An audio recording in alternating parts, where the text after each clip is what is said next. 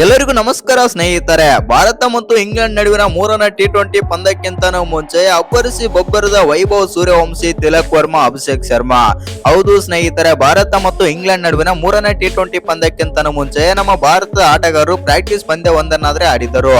ಆ ಪಂದ್ಯದಲ್ಲಿ ವೈಭವ್ ಸೂರ್ಯವಂಶಿ, ತಿಲಕ್ ವರ್ಮಾ ಮತ್ತು ಅಭಿಷೇಕ್ ಶರ್ಮಾ ಅವರು ಅಬ್ಬರಿಸಿದ್ದಾರೆ ಅಂತಾನೆ ಹೇಳ್ಬಹುದು. ಅಷ್ಟಕ್ಕೂ ಅಭಿಷೇಕ್ ಶರ್ಮಾ, ತಿಲಕ್ ವರ್ಮಾ ಮತ್ತು ವೈಭವ್ ಸೂರ್ಯವಂಶಿ ಅವರು ಎಷ್ಟು ರನ್ ಬಾರಿಸಿದ್ದಾರೆ ಅಂತ ತಿಳ್ಕೊಂಬರೋಣ ಬನ್ನಿ. ಅದಕ್ಕಿಂತ ಮುಂಚೆ ನೀವೇನಾದ್ರೂ ಚಾನಲ್ಗೆ ಸಬ್ಸ್ಕ್ರೈಬ್ ಮಾಡ್ಕೊಳ್ಳೋದು ಹಾಗೆ ನೋಡ್ತಿದ್ರೆ ಸಬ್ಸ್ಕ್ರೈಬ್ ಮಾಡ್ಕೊಂಡು ಬೆಲ್ ಐಕನ್ ಅನ್ನ ಆಲ್ ಇಟ್ಕೊಳ್ಳಿ. ಹಾಗೆ ಮರಿದೆ ವಿಡಿಯೋಗೆ ಒಂದು ಲೈಕ್ ಕೊಡೋದನ್ನ ಕೂಡ ಮರಿಬೇಡಿ. ಈಗಾಗಲೇ ನಮ್ಮ ಭಾರತ ಮತ್ತು ಇಂಗ್ಲೆಂಡ್ ನಡುವೆ 2 ಟಿ20 ಪಂದ್ಯಗಳಾದ್ರೆ ಮುಕ್ತಾಯವಾಗಿವೆ. ಹೌದು ಸ್ನೇಹಿತರೆ, ಮೊದಲನೇ ಪಂದ್ಯ ಮಳೆಯ ಕಾರಣದಿಂದಾಗಿ ರದ್ದಾದ್ರೆ ಎರಡನೇ ಟಿ20 ಪಂದ್ಯದಲ್ಲಿ ನಮ್ಮ ಭಾರತ ತಂಡ 99% ಗೆಲ್ಲೋ ಪಂದ್ಯವನ್ನಾದ್ರೆ ಸೋಲುತ್ತೆ. ಎಸ್ಪೆಷಲಿ ಹೇಳ್ಬೇಕಂತಂದ್ರೆ ಜೇಕಬ್ ಬತ್ತಲ್ ಆಡಿದಂತ ಜಮ್ಮಪ್ಪನ್ ಇನ್ನಿಂಗ್ಸ್ ನಿಂದಾಗಿ ನಮ್ಮ ಭಾರತ ತಂಡ ಸೋಲ್ಬೇಕಾಗಿತ್ತು ಹೇಳ್ಬಹುದು. ಹೌದು, ನಮ್ಮ ಭಾರತ ತಂಡ ಆ ಪಂದ್ಯದಲ್ಲಿ ಗೆಲ್ಬಹುದಾಗಿತ್ತು. ಆದ್ರೆ 17ನೇ ಓವರ್ ನಲ್ಲಿ ರವಿ ಬಿಷ್ಣೋಯ್ ಯಾವಾಗ ಬೌಲಿಂಗ್ ಬರ್ತಾರೆ ಅವರು ಬರೋಬ್ಬರಿ 29 ರನ್ ಆದ್ರೆ ಕೊಟ್ಟು ಬಿಡ್ತಾರೆ ಅಂತ ಹೇಳ್ಬಹುದು. ಮತ್ತು ಅದರಲ್ಲಿ ಬಂದ್ಬಿಟ್ಟು 2 ನೋಬಲ್ ಸಹ ಆಗ್ತಾರೆ. ಆ ಕಾರಣದಿಂದಾಗಿ ನಮ್ಮ ಭಾರತ ತಂಡ ಆ ಪಂದ್ಯವನ್ನಾದ್ರೆ ಸೋಲ್ಬೇಕಾಯಿತು. ಇನ್ನು ಎರಡನೇ ಟಿ20 ಪಂದ್ಯದಲ್ಲಿ ಮೊದಲು ಬ್ಯಾಟಿಂಗ್ ಮಾಡಿದ ನಮ್ಮ ಭಾರತ ತಂಡ 190 ರನ್ ಆದ್ರೆ ಹೊಡಿತಾರೆ, 7 ವಿಕೆಟ್ ಕಳ್ಕೊಂಡು. ಅಭಿಷೇಕ್ ಶರ್ಮಾ, ವೈಭವ್ ಸೂರ್ಯವಂಶಿ ಮೊದಲಿಗೆ ಓಪನರ್ಸ್ ಆಗಿ ಬರ್ತಾರೆ. ಅಭಿಷೇಕ್ ಶರ್ಮಾ 24 ಬಾಲ್ ಅಲ್ಲಿ 43 ರನ್ ಬಾರಿಸಿದ್ದಾರೆ. ಇದರಲ್ಲಿ 8 4 1 6 179 ಸ್ಟ್ರೈಕ್ ರೇಟ್ ನಲ್ಲಿ ಬ್ಯಾಟಿಂಗ್ ಆಡಿ ಔಟ್ ಆಗ್ತಾರೆ ಅಭಿಷೇಕ್ ಶರ್ಮಾ. ಅವರ ಜೊತೆ ಕೈ ಮಿಲಾಯಿಸಿದಂತ ವೈಭವ್ ಸೂರ್ಯವಂಶಿ ಅವರು 2 ಸಿಕ್ಸ್ ಅನ್ನು ಹೊಡಿತಾರೆ. ಆದ್ರೆ ಡೆಬ್ಯೂಟ್ ಪಂದ್ಯದಲ್ಲಿ ಕೇವಲ 14 ರನ್ ಬಾರಿಸಿ ಔಟ್ ಆಗ್ತಾರೆ. ಹೌದು, ಇಶಾನ್ ಕಿಶನ್ ಅವರು 40 ಬಾಲ್ ಅಲ್ಲಿ 49 ರನ್ ಆಡಿ ಕೆಟ್ಟ ದಾಖಲೆಯನ್ನೇ ಬರೀತಾರೆ ಅಂತಾನೆ ಹೇಳ್ಬಹುದು. ಹೌದು ಸ್ನೇಹಿತರೆ, ಇಶಾನ್ ಕಿಶನ್ ಅವರು ಇಷ್ಟು ಬಾಲ್ ಆಡೇ ಇರಲಿಲ್ಲ ಅಂತಾನೆ ಹೇಳ್ಬಹುದು ಟಿ20 ಅಂತ ಬಂದಾಗ. ಆದ್ರೆ ಆ ಪಂದ್ಯದಲ್ಲಿ 40 ಬಾಲ್ ಆಡಿದಂತ ಇಶಾನ್ ಕಿಶನ್ ಅವರು ಬರೀ 49 ರನ್ ಆಡಿ ಔಟ್ ಆಗ್ತಾರೆ. ಆನಂತರ ಬಂದಂತ ಶ್ರೇಯಸ್ ಅಯ್ಯರ್ ಕೂಡ ಒಂದ್ ಒಳ್ಳೆ ಇನ್ನಿಂಗ್ಸ್ ಆಡ್ತಾ ಇರ್ತಾರೆ, ಆದ್ರೂ ಕೂಡ 37 ರನ್ ಆಡಿ ಔಟ್ ಆಗ್ತಾರೆ.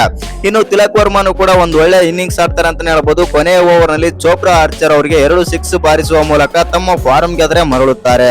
ಇನ್ನು ಒಟ್ನಲ್ಲಿ ನಮ್ಮ ಭಾರತ ತಂಡ ಮೊದಲು ಬ್ಯಾಟಿಂಗ್ ಮಾಡಿ 190 ರನ್ ಬಾರಿಸಿದರೆ 7 ವಿಕೆಟ್ ಕಳ್ಕೊಂಡು ಈ ಟಾರ್ಗೆಟ್ ಚೇಸ್ ಮಾಡಕ್ಕೆ ಬಂದಿರಬೇಕಾದ್ರೆ ಇಂಗ್ಲೆಂಡ್ ನ ಪರ ಫಿಲ್ ಸಾಲ್ಟ್, ಜಾಸ್ ಬಟ್ಲರ್ ಅವರು ಗೋಲ್ಡನ್ ಡಕ್ ಆಗಿ ಔಟ್ ಆಗ್ತಾರೆ.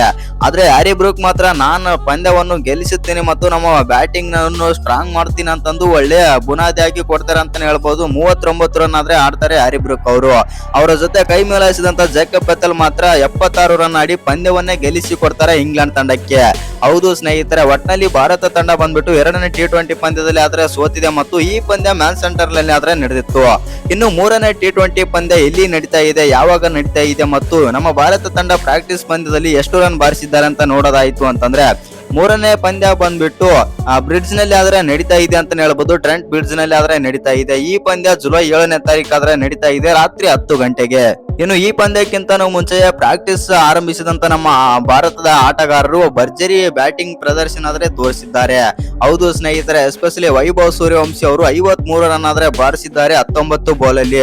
278 ಸ್ಟ್ರೈಕ್ ರೇಟ್ ಮೂಲಕ 7 ಸಿಕ್ಸ್ 1 4 ಆದ್ರೆ ಹೊಡಿತಾರೆ ವೈಭವ್ ಸೂರ್ಯವಂಶಿ ಪ್ರಾಕ್ಟೀಸ್ ಪಂದ್ಯದಲ್ಲಿ. ಹೌದು ಸ್ನೇಹಿತರೆ, ಇವರ ಜೊತೆ ಓಪನರ್ ಆಗಿ ಬಂದಂತ ಅಭಿಷೇಕ್ ಶರ್ಮಾನು ಕೂಡ 13 ಬಾಲ್ ಅಲ್ಲಿ 39 ರನ್ ಆಡಿ ಔಟ್ ಆಗ್ತಾರೆ. 300 ಸ್ಟ್ರೈಕ್ ರೇಟ್ ನಲ್ಲಿ ಬ್ಯಾಟಿಂಗ್ ಕೂಡ ಆಡ್ತಾರೆ. ಅಭಿಷೇಕ್ ಶರ್ಮಾ 5 ಸಿಕ್ಸ್ 2 4 ಆದ್ರೆ ಹೊಡಿತಾರೆ. ಆನಂತರ ತಿಲಕ್ ವರ್ಮಾ 3ನೇ ಕ್ರಮಾಂಕದಲ್ಲಿ ಆದ್ರೆ ಬರ್ತಾರೆ. ಇಶಾನ್ ಕಿಶನ್ ಬದಲಿಗೆ ತಿಲಕ್ ವರ್ಮಾ 3ನೇ ಕ್ರಮಾಂಕದಲ್ಲಿ ಬಂದು 17 ಬಾಲ್ ಅಲ್ಲಿ 44 ರನ್ ಆದ್ರೆ ಹೊಡಿತಾರೆ. 250 ಸ್ಟ್ರೈಕ್ ರೇಟ್ ನಲ್ಲಿ ಬ್ಯಾಟಿಂಗ್ ಕೂಡ ಮಾಡ್ತಾರೆ. ತಿಲಕ್ ವರ್ಮಾ 3 ಸಿಕ್ಸ್ 4 4 ಆದ್ರೆ ಹೊಡೆದಿದ್ದಾರೆ ಪ್ರಾಕ್ಟೀಸ್ ಪಂದ್ಯದಲ್ಲಿ. ಇನ್ನು ಈ ವಿಡಿಯೋ ಇಷ್ಟ ಆಗಿದ್ರೆ ಒಂದು ಲೈಕ್ ಮಾಡಿ, ಶೇರ್ ಮಾಡಿ. ಹಾಗೆ ಇನ್ನು ಯಾರ ಚಾನಲ್ಗೆ ಸಬ್ಸ್ಕ್ರೈಬ್ ಮಾಡ್ಕೊಂಡಿಲ್ಲ ಸಬ್ಸ್ಕ್ರೈಬ್ ಮಾಡ್ಕೊಂಡು ಬೆಲ್ ಐಕನ್ ಅನ್ನ ಆಲ್ ಇಟ್ಕೊಳ್ಳಿ.